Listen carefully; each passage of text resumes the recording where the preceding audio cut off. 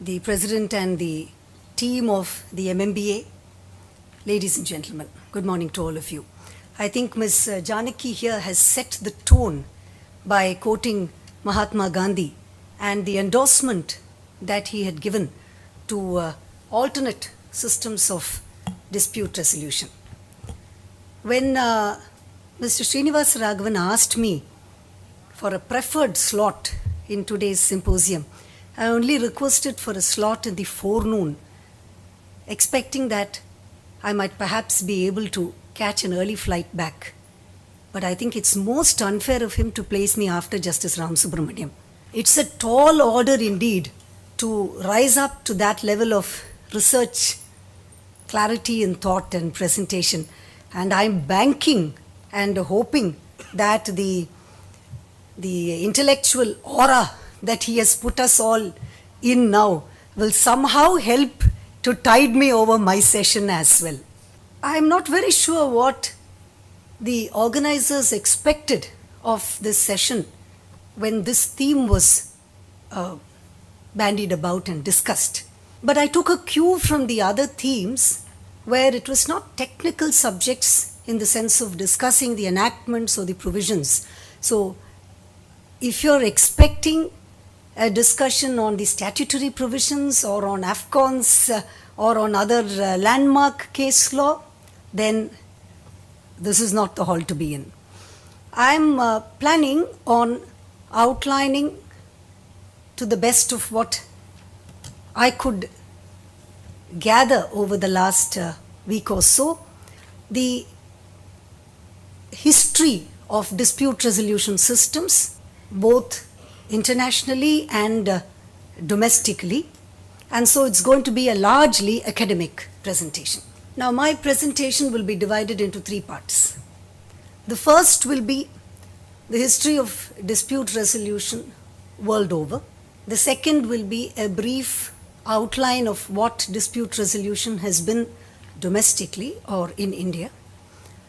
And the last section will be a thought as to whether this process has come full circle. We are today poised to examine, analyze, and shift to mediation as a form of dispute resolution. At least that's the attempt now. So the last segment will be devoted to that. Now, India is a late entrant if you compare us with the dispute resolution systems worldwide, both informal and formal. Now, when I say informal and formal, informal would mean the systems of negotiation, conciliation, discussion and settlement of disputes that we have had in an informal sense from many, many centuries past. A formal system would be an institutionalized system, like a court system, which we are all familiar with.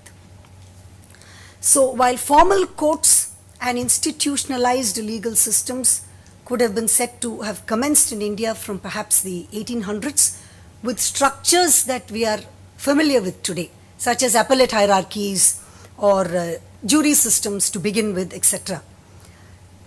Formal systems or institutionalized systems were known much, much long ago in several countries, several states.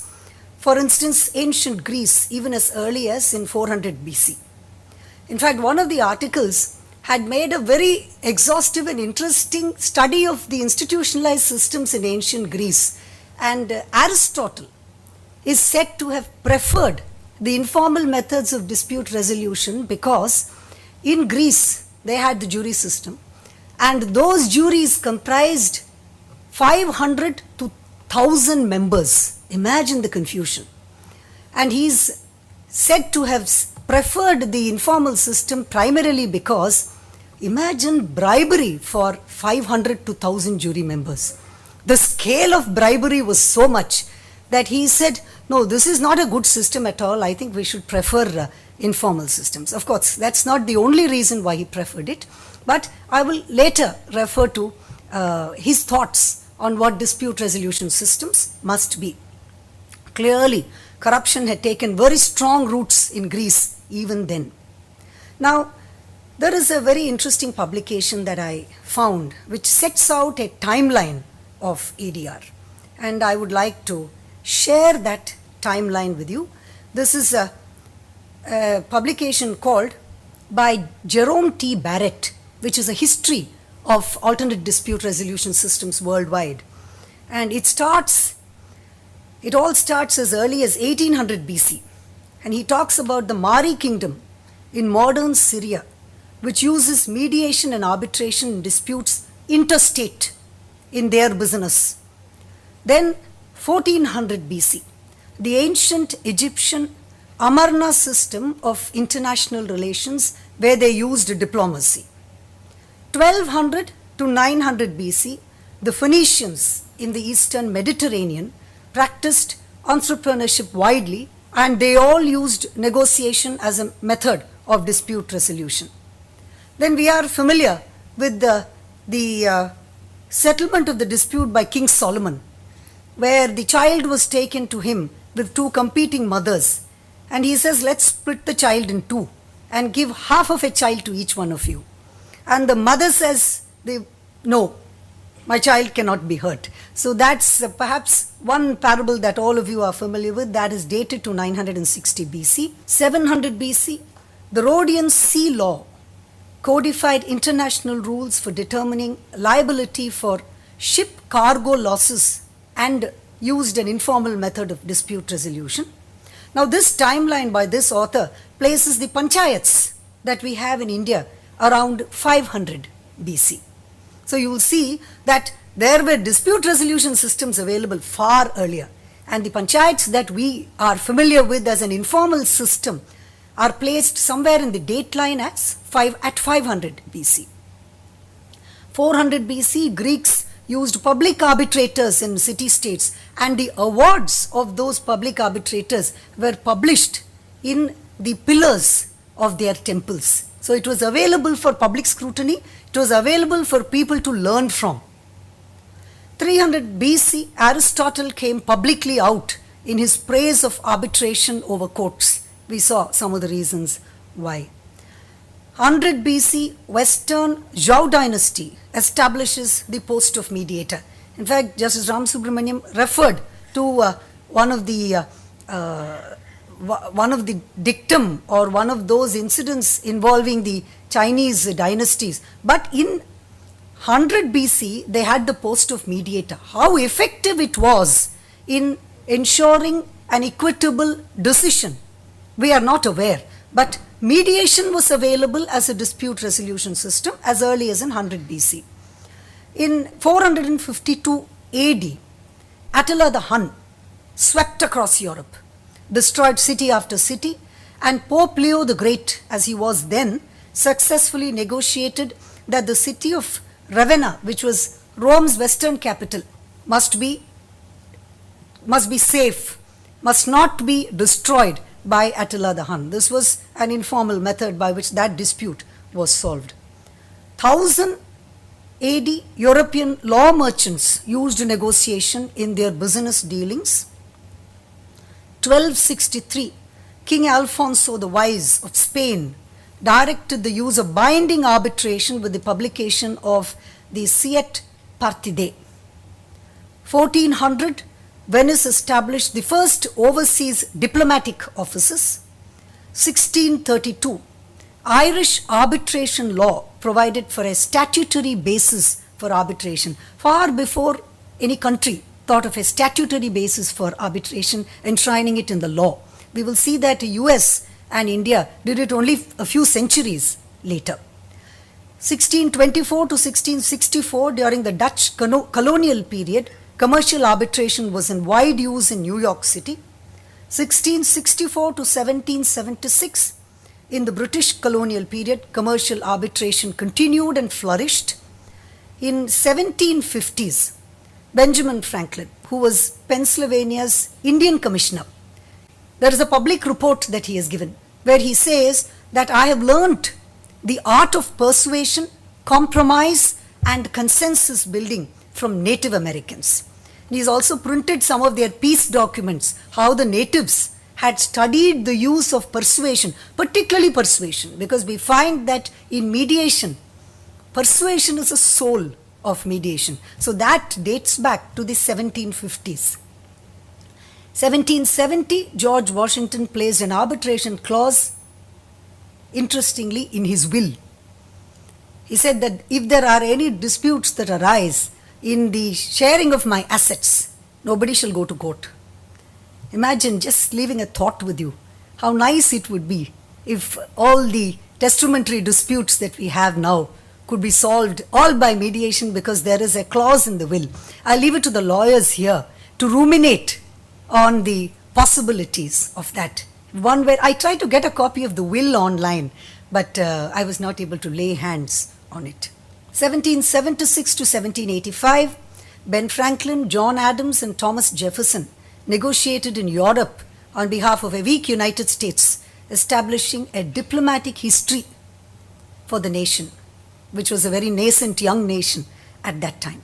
In 1865, Generals Lee and Grant negotiated the terms of the South surrender, ending the Civil War. That was a historic negotiation. 1886, General Howard instituted arbitration and employment agreements between erstwhile owners and their slaves as to how they should go forth in arriving at an amicable resolution, bearing in mind that their relationship till then had been slave and owner. 1888 was the first arbitration act that was passed in the United States. I'll stop the timeline here and go back to the main presentation, because it is around that time, a few decades later, that we have the first institutionalized arbitration that was enacted in the Indian Arbitration Act as well. We'll come to that presently. Now, just to complete this thought on the international aspect of it, while domestically progress was going on in enacting laws to institutionalize arbitration, the international community was negotiating and entering into conventions over the years, and this shaped the course of dispute resolution internationally. 1927 Geneva Convention on the Execution of Foreign Arbitral Awards, you're familiar with that. 1958 Convention on the Recognition and Enforcement of Foreign Arbitral Awards, that is the New York Convention. The 1969 European Convention on International Commercial Arbitration. 65 Convention on Settlement of Investment Disputes between States and Nationals of other states, that is the Washington or the ICSID Convention. So this is where we stand internationally when it comes to the development of dispute resolution. You will see that I have kept it general, though I have tried to outline when informal dispute resolution and formal dispute resolution took hold in various parts of the world. Now coming to the second part of my presentation, which is the history of dispute resolution in India. We saw in this dateline that panchayats have been the main mode of dispute resolution as far as India or the India that we knew at that time was concerned, particularly in rural times. It was an accepted mode of dispute resolution in villages. Now in kingdoms, we had adhikritas and ripas who were appointed to hear disputes, and in the Mughal courts they were referred to as the qazis. One reason why I should thank the organizers for this conference is that it made me pull out my copies of Amarchitra Katha and made me feel nostalgic about the tales of Tenali Raman and Maryada Rama. In India, we are familiar with the wit and wisdom. They went together. It was not just wit, but a lot of wisdom in how they were called Vikatakavis because they were court jesters. But their main function was to arrive at creative and out-of-the-box solutions when people brought their problems to the court. They are not persons who are fictitious. They are actual persons whose, of course, we find that if you attribute 1,000 decisions to them, perhaps 50% will be actually attributable to them. But be that as it may, it shows the impact that they had on justice delivery at that time. For instance, Tenali Raman was in the court of Krishnadevaraya in the Vijayanagaram Empire, and there was one instance that I found interesting. Tenali Raman was walking around in the court gardens, and the king at that point in time had a lovely rose garden. He had brought in varieties of rose from different parts of the world, and he was very, very proud of the varieties that he had. He used to take the flowers and offer them to the deity every day. A complaint had come to him saying that Tenali Raman's son was actually taking away the roses. And the king, being the diplomat that he was, did not want to charge the son without having a word with Tenali Raman or taking his counsel on it. So what he did was, he told him, Tenali Raman, why don't you just take a walk around my gardens to see how things are my prized possessions, my roses, are they secure, are they safe from people who want to come and pillage them? So Tenali Raman gets to hear from one of the soldiers that this is the actual purpose for which he has been asked to go. So when he is walking around, he finds the boy loitering around there. The boy has been seen plucking the flowers, and Tenali Raman realizes that he is caught because his boy is actually caught in the act. What do you do about it? So he thinks quickly, and then before the boy could be caught by the guard unawares, he loudly says that a child with a mouth will survive, he says. Now nobody can incriminate him for that statement. It's a general statement that he makes. But evidently the boy is his son, because he understands what he says and he just eats the roses up. Thorns and all. And when the guard goes to get the boy, he finds him empty-handed. Well, I wonder what will happen with a solution like that in today's times. There will be manifold appeals. The poor child will have to go through all kinds of harassments. One more instance, and this I get from an actual Amarchitra Katha that I had the pleasure to dust off and read. Maryada Rama was not a man who was, none of these people are trained in the law. Maryada Rama was just a little village boy, a little village lad, but he was street smart. And while he was just sitting in his village one day gossiping, he heard a loud commotion about an old woman who had been sentenced to death. And he says, how did it happen? And then he is told the story, which you will be patient to please listen to. There was this old lady in the village who had been entrusted with a pot of gold coins by 4 friends. And the condition on which they entrusted that pot to her was, they said, you must hold this pot of gold with you. You must return it to only the 4 of us when we come together to take it from you. If one of us comes separately, you will not give it to them. So she says, all right, she keeps it in the corner there. And a few days later, all 4 of them pass by. They sit on her porch, her thinnai, and a buttermilk vendor goes past. So they want to buy buttermilk. They depute one of the friends inside to get a pot from her, an empty pot. What they mean is, bring an empty pot to collect the buttermilk.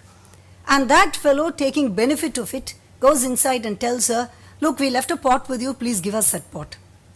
She says, no, I have to give it to only all 4 of you ask. So he says, see, my friends are just outside. You may check with them.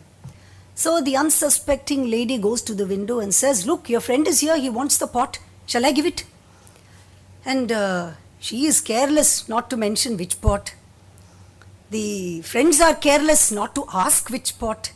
They proceed on the basis that she is referring to the empty pot. But she gives him the pot of gold. And happily this fellow goes out through the back door. She wonders why is he going out through the back door, but leaves it at that. And these people are waiting outside forever. Subsequently they come in and say, what happened to the pot? And she says, what do you mean? Your friend came, I checked with you and I have given it to him. And then they take her, they drag her to the king's court and say that now she is to pay us back the gold. Evidently that's not possible. So then she is sentenced to death. The king saying that you've broken the contractual terms. The contract was for you to give it to an only all 4 ask. So you have broken the contractual terms and I will condemn you to the gallows. Maryadharama feels that this may be the application of law, but it's not justice. It's not equitable. So he goes to the king and he says boldly, look, I think you have made a mistake in your decision. I wonder what we as judges will do if somebody was to come and tell us that, look, you have made a mistake in your decision. Yes. So the king was amused and he says, all right, let's hear what you have to say on this. And Maryadharama then says, all right, the terms of the contract are for the pot to be returned if all four of the friends ask her for it. So all four of you ask her for it and then she will return it. And there ended the matter, because the three friends know that they will never find the fourth man who has made off with the pot of gold. So it becomes an impossibility, and because of this, the old lady is saved. Now, why have I taken the time to tell you all this? Just to say that in times of yore, what was used was creative ways of solving problems.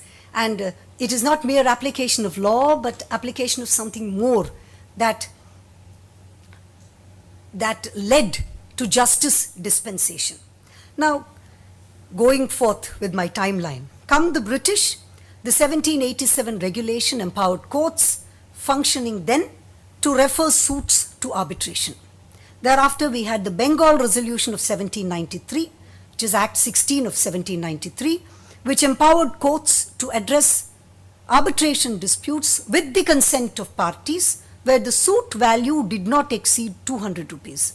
Primarily, such disputes would relate to maintenance of accounts or award of shares in a partnership, non-performance of contractual obligations, settlement of debts, etc. Now, while Regulation 15 of 1795 extended the 1793 resolution to the territory of Madras, Regulation 21 extended the resolution to territories ceded by the Nawab. The 73 resolution was extended to cover the presidency of Bombay in 1827. The 1859 Civil Procedure Code had Chapter 6, Sections 312 to 327 that empowered courts barring the Supreme and the Small Causes Court to refer disputes to arbitration. And the amendments in the 19 Not Act, which you are all familiar with, provided for 89 for settlement of disputes outside the court by reference to arbitration, conciliation, judicial settlement, including Lok Adalat or mediation. Now, coming to Indian enactments that dealt specifically with alternate dispute resolution mechanisms, the Indian Arbitration Act is of the year 1899. It was the first Indian legislation to deal with ADR and provided that matters could be settled between the parties without court supervision. All other matters were left to the purview of the second schedule of the 1908 CPC, which was repealed when the 1940 Arbitration Act came in. Now, there is in the first edition to a commentary on the Indian Arbitration Act. I just wanted to read this to you. The commentary was by late H.N. Morrison Esquire, barrister at law of the Middle Temple. And in the first edition, this is his preface, short and sweet. In this volume has been incorporated all the statute law in force in British India upon the subject of arbitration. Explanatory notes and references to important judicial decisions have been supplied to the text where considered necessary, and the rules framed by the High Courts of Calcutta and Bombay will be found in the appendix. Rules are under consideration by the High Court of Madras and the Chief Court of Burma. And then he concludes, this is what I found interesting. He says, the frequency of arbitration clauses in business contracts induces the author to trust that this work will be of assistance to mercantile firms as well as to the legal profession. I found a very similar approach in what somebody would say in a preface to a dispute resolution book today. And this is dated 7th May 1901, 1.25 centuries ago. So, well, the world is not really so different today as it was 1.5 centuries ago in some senses, perhaps. The 1940 Arbitration Act consolidated and amended laws of arbitration, but it was found wanting in several aspects when compared with the developments that were happening internationally. Thus was born the 1996 Act, with which you are all familiar. Now, the 1996 Act, interestingly, provides for arbitration and conciliation, and there is only an incidental reference to mediation in section 30, which states that it is not incompatible with an arbitration agreement for an arbitral tribunal to encourage settlement of the dispute, and with the agreement of the parties, the tribunal may use mediation, conciliation, or other procedures in vogue at the time when the proceedings were taking place. This sums up section 2 that deals with domestic, the trajectory that the enactments, statutory developments have taken. And I will now come to the last section of my presentation. We find that both formal and informal systems had their rules. It's not that informal systems did not have rules, but the informal systems deployed rough and ready methods of arriving at their conclusions. They had their own honor codes, some of them which may not be fair and equitable, but they did all the same. The informal methods were deeply influenced by vagaries of social hierarchies and the conditions that were prevalent then. Their decision was final. Courts, as we know, are not just bound by institutional rules, but also statutes, rules and regulations, and scientific methods of assessing evidence and drawing conclusions. Now, there was one common feature that was there in both the formal and informal methods, and that was that they were centric to the authority that was dispensing justice. Earlier, that authority's decision was final. Today, we would have intra-court and inter-court appeals, etc. But their decision was final and it was centric to them. Recently, there has been a market shift, and this shift is what is the sum and substance of my third, the concluding part of my presentation. While amicable solutions were available earlier, today, with the mediation bill which is now there, we find that we are seeking to institutionalize a mode of dispute resolution that is entirely party-driven or voluntary. And that, in my view, makes a very, very important shift, because to the best of my research, I found that this is the first time that at least India, I don't know abroad, I cannot claim information internationally on this, at least in India, this is the first time that a voluntary method of dispute resolution, which is entirely driven by the parties, is sought to be enshrined in a statute. Now, the mediation bill itself is out there, and this is not a conference or a session to deal with the mediation bill. But very briefly, one important thing is that government disputes can also be mediated under the bill once it passes muster, of course with the exclusion of commercial contracts, because section 6 of the bill says that it is the Commercial Courts Act and the provisions that are set out there that will apply as far as commercial contracts are concerned. But it is a great beginning that the government, which is the largest litigator, is also entitled to use mediation. Of course, the mediated settlement has to be signed off by a competent authority, and this makes sense because it has to stand the test of the settlement. About a year ago, we had a conference when many of us were traveling from one location to another, and Justice Ram Subramanian was there in the airport with us. And the topic for discussion that came up was the debate between whether judges are expected to do justice or whether they are just supposed to, the debate between constitutional morality and personal morality, which is an ongoing and never-ending debate. And I remember that he brought us all down to earth in his inimitable style when he said that, look, judges are settling disputes. Don't have any false notions in your minds that you are dispensing justice or doing any divine duty or anything more than just deciding a problem that is before you. That is a debate that I find happened as early in the 4th century between Plato and Aristotle. And if you will please bear with me, I'd just like to read 2 passages from Aristotle's Rhetoric, where he was a great proponent of arbitration. Well, I would say arbitration because at that time it was only arbitration which was an informal method of dispute resolution. Today, when we look at it, we would perhaps say that mediation is what he had in mind, but please listen to this. In his Rhetoric, he says, epiakia, which is the Greek word for equity, is justice that goes beyond the written law. Omissions occur either willingly or unwillingly in respect to legislators.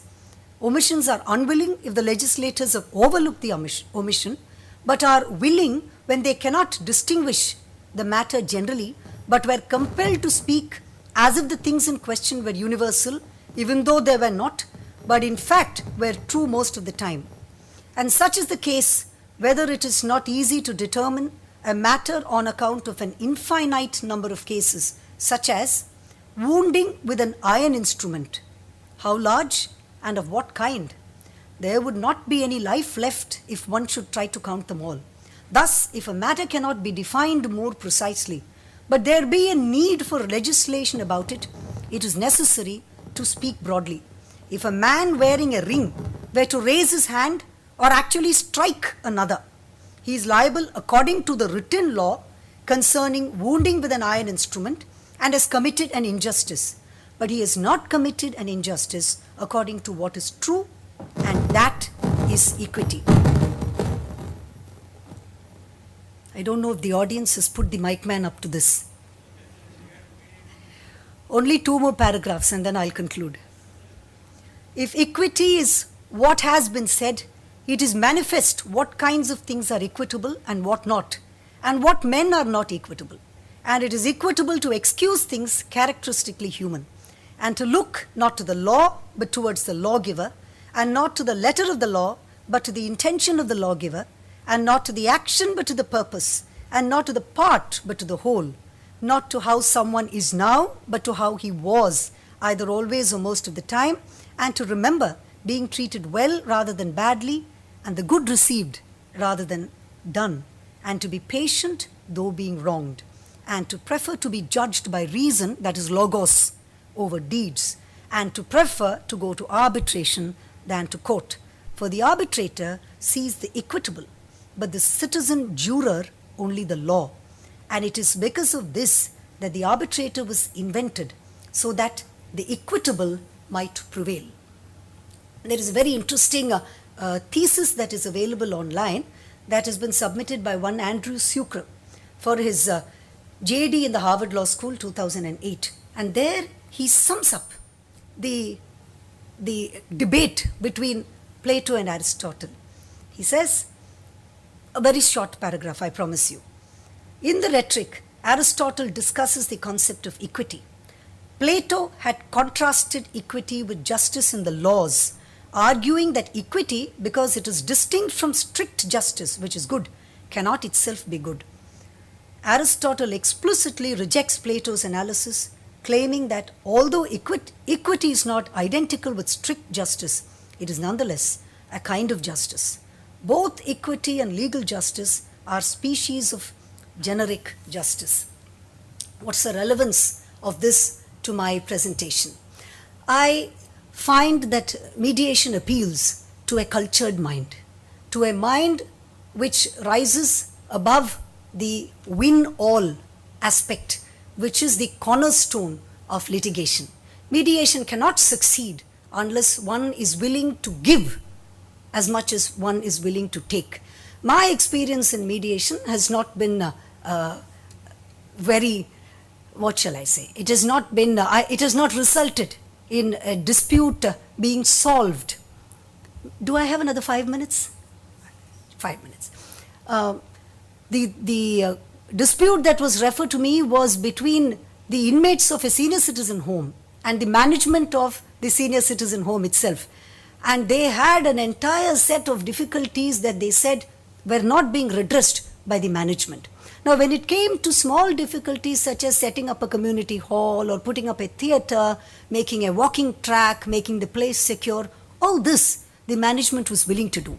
But they had one which became the point of no return. And that is, they said, look, we are all senior citizens. We have purchased the plot from you.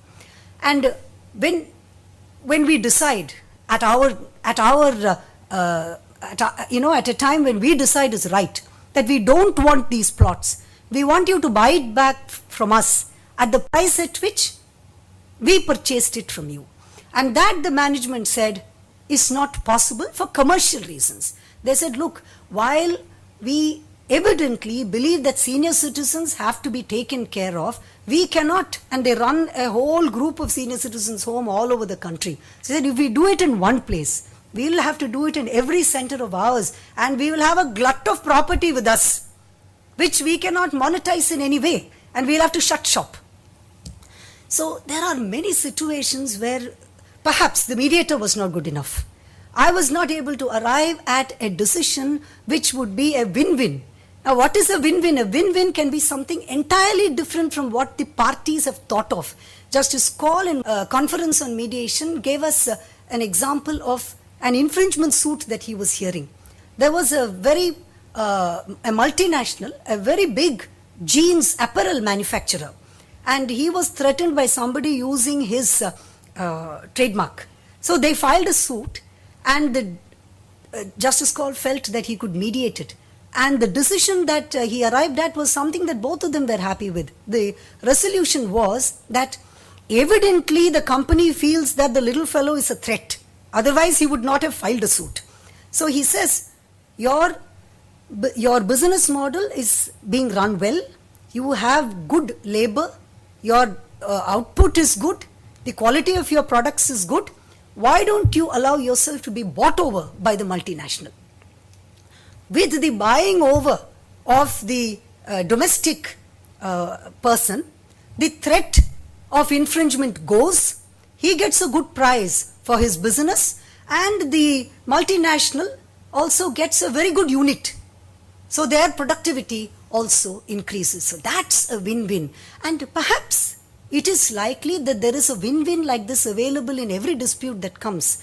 But the mediator has to be skilled enough to see it. I'll just conclude by saying that the decision that ultimately I arrived at was that traditional methods, adversarial methods, are like allopathic medicine, and indigenous methods would perhaps, like your Ayurveda, your homeopathy, etc., would be more aligned with the mediation. Just compare the two. Allopathy gives you a quick fix. It takes care of the pain for now. You get your interim order, you're happy, right? But it has its side effects. But if you go for an indigenous or an organic or a holistic system of medicine, the results may take a little longer. You have to be a lot more patient, but you will address the underlying problem, and perhaps your dispute will be solved for all time. Thank you so much for a very patient hearing, and thank you to the organizers for this opportunity.